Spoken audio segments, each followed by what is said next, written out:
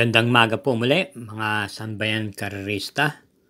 Muli po tayong nagbabalik ang Kelos TV para magbigay ng ating namang giya sa araw na to, April 12, 2025, kung saan meron po tayong 7 pangarera muli at pakakawalan po ng alas 3:30 ng hapon. Ang mga kalahok po ay halos binubuo po ng mga 8 hanggang 9 na kalahok sa ibang pangarera at yung iba naman po ay naglaro sa mga 6 hanggang 7 na mga nakarehistro. Tulad po ng dati, paalala lang po na magsingit po kayo ng dihado nyong kursonada. Dahil ang akin po, mga gabay lang po. Inyo pa rin mga kursonada ang siyang masusunod. Bueno, sa punto pong ito po yung magsisimula, ulitin ko po ulit, na 3:30 po ng hapon. At sa ngayon po, atin pong umpisahan na po. Salamat po.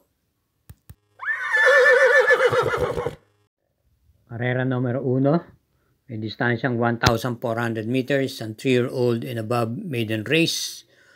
At ito po ay start ng winner take all, races 1 to 7, post time is 3:30 p.m. At meron tayong 7 kalahok po dito. Ang primero po natin dito yung kalahok numero 2, Toys of Maxine, na matagal-tagal na rin pong tumatakbo to sa maiden race.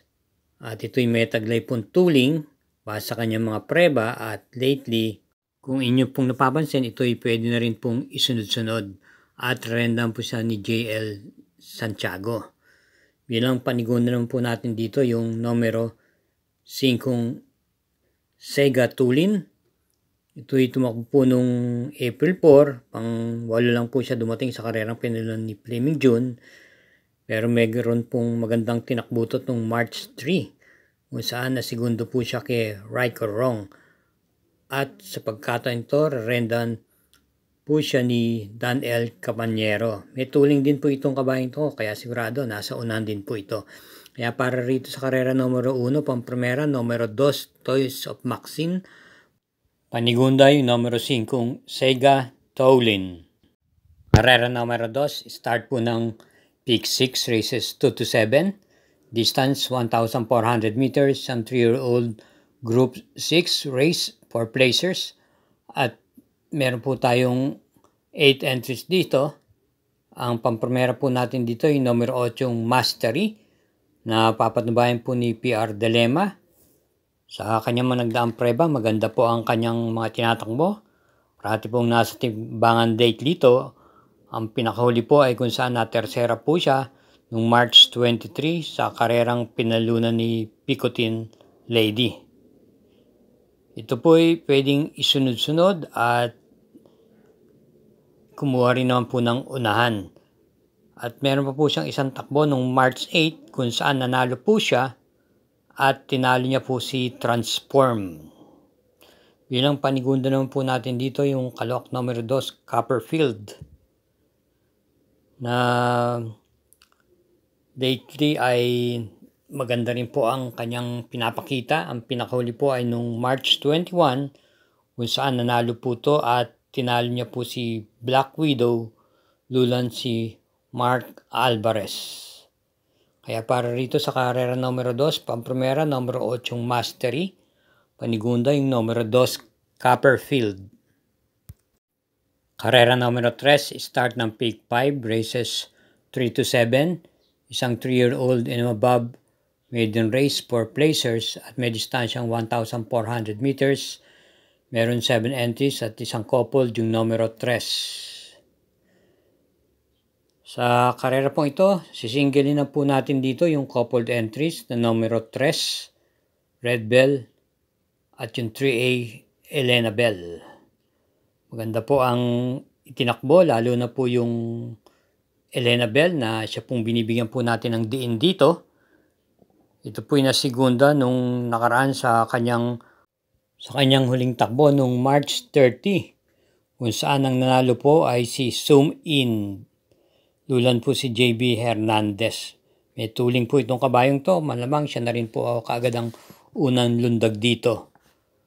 Kaya single na lang po tayo dito sa karera numero 3, Elena Bell. At bukod dyan, meron pa po itong takbo kung saan nanalo po sa kanyang Novato race.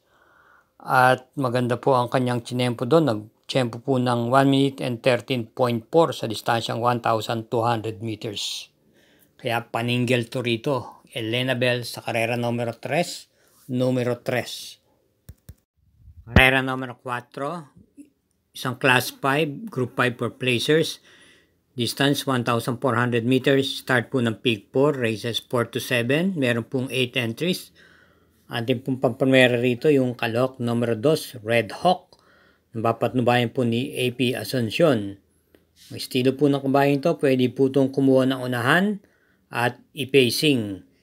Itong nakaraan po, itong March 9, ito po yung nakwarto pwesto lamang po kay Lightning Bolt. At itong March 22, dumatong po siya ng tersera pwesto kay Avenue Shopper. At panigunda po natin dito yung kalok number 7, Smarty Jazz, na pwede pong iparimate at ipacing. At rendahan naman po siya ni Jockey C.S. Pare Jr., regular rider niya. Itong April 6, yung pinakahuling takbo niya po ay dumating siya ng tersera pwesto kay Blown Away, kung saan malapit na po mga last 100 meters ay nalagpasan pa po siya pagsapit ng meta. At itong March 28 naman, dumating po siya ng kwarto pwesto kay Flamenco Das. Bilang panersera po natin dito yung kalok number 4, Super Hawk. Napapatnubayan po ni JD Huco. Maganda po ang kanyang kinilos nung April 5, kung saan dumating po ito ng malakas na segunda kay Baywatch.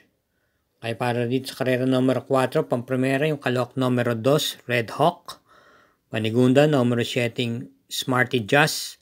At panersera yung numero 4, Super Hawk. Yes po mga katrokis at sambayanan karerista. Para sa updated mga giya, kaugaliin po natin mag-subscribe, pakishare na rin po at i-hit na rin po natin yung like button. Salamat po. Karera numero 5, may distansyang 1,400 meters, ang class 5, group 5 for non-placers. At meron po tayong lilimang kalahok lamang dito. At ang ating pamprimera yung derimating numero 2, Tears of Joy. Gamay po ito ni JJ Serrano at sa aking palagay, kaya niya naman po itong distansyang to dahil angkop na angkop po sa kanya ang distansya. Bilang panigunda naman po natin dito yung numero 5 Marangal na malamang siya na rin po ang magdala ng marcha. At wala naman akong makitang ibang matuling-tuning dito na pwedeng umagapay sa kanya kagad kundi yung numero 3 na Calle Loreto na rin. Ito po irerendan po ni MD De Jesus. Kaya para rito sa karera numero 5, pamprimera yung numero 2, Tears of Joy. Panigunda yung numero 5, Marangal. Karera numero 6, penultimate race. Isang class 4, group 34 to 39. May distansyang 1,400 meters at meron tayong pentapekta rito. Binubuo po ng 8 kalahok, isang coupled entries yung numero 2. Bilang pamprimera natin dito yung numero 3, Sherbet Fountain, na kinambyo na po kay M.A. Alvarez Arrenda. Ito po ay lehitimong banderisa at isa rin pong imported horse. Kung yung napapansin, itong mga nagdaan laban niya, mabigat po nakakalaban niyang imported horses. At nung pinakahuli, nung March 15, ito po ay dumating po ng segunda pwesto matapos pong pangunahan ng kahabaan ng karera sa nanalong kabayong Mano Dura. Kaya sa tingin ko, sa mga nagdaan takbo yon, nagsilbing batak na po yun para sa kanya at humaba po ang hininga. Kaya single na po tayo dito sa karera numero 6, yung numero 3, Sherbet Fountain. Karera numero 7, last daily double, para tingnan po ng winner take all. Pick 6, pick 5 at pick 4. Ito po ay isang class 4, group 22 to 27. Meron po super 6 na nakapalob dito. At binubuo po ng 13 kalahok. Bilang pamprimera po natin dito, yung kalahok numero 13 player, Andre. Napapanubayan po ni JPA Guse. May taglay pong remate. At basta kanyang preba, itong mga nagdaan, magaganda po naman ang kanyang itinatakbo. Itong pinakahuli, nung March 30, siya po'y dumating po ng tersera pwesto kay Modern Legacy. At itong March 15 naman po, na kwarto pwesto po siya kay Phil de Bern. At meron naman po siyang naitalang panalo nung January 18 pa po, kung saan nanalo po ito ng Dihado at tinalo niya po si Bohemian at Cats in the Cradle. Bilang panigunda po natin dito yung kalahok numero 1 Tadeus, na papatnubayan po ni Jeffrey T. Sarate na ipipacing. Ito po ay dumating po ng tersera pwesto nung March 12 kay Beltuna. At nakapagtala naman po ng panalo nung January 11 kung saan tinalo niya po si Bantay Sarado at Boss Ako Naman. Bilang panersera po natin dito ay numero 6 Sister Moon na rerendahan po ni PR Dilema. Ito ng kabayang to ay dati po may angkin tuling to, di bandera to. Pero di naglaon ay naturuan na rin po itong i-pacing o iparimate. Dumating lamang po ito ng quinto pwesto nung March 25 kung saan ang nanalo po ay si Hans City at yung nasigundong Club Habana. At itong March 15 na tersera po muli ito. Kabayang nanalong Full Combat Order. At nung February 19 muli po siyang dumating ng tersera pwesto naman po kay Madam Mayhem. Kaya kung titignan mo, parati po rin nasa timbangan tong kabayong to. Kaya muli, para dito sa karera numero 7, pamprimera yung kalahok numero 13 player Andre, panigunda yung numero 1 Tadeus, at panersera yung numero 6 Sister Moon. Again, thank you for watching mga katrokis at sambayan ng karerista. Naway matapat po ang ating mga giya. Ingat po at hinay-hinay lang po sa paglilibang. Good luck!